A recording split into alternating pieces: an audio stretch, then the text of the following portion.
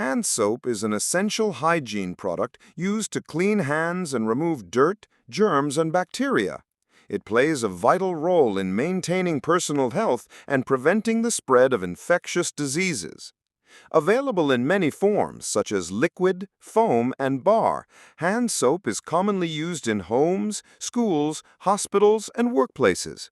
The primary purpose of hand soap is to break down the oils and grease on the skin that can trap dirt and microbes.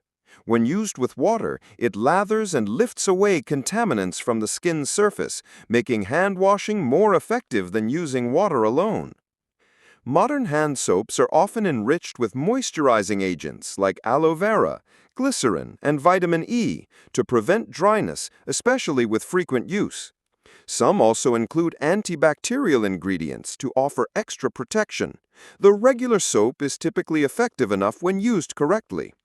Scented hand soaps add a pleasant fragrance, while unscented or hypoallergenic options are available for people with sensitive skin.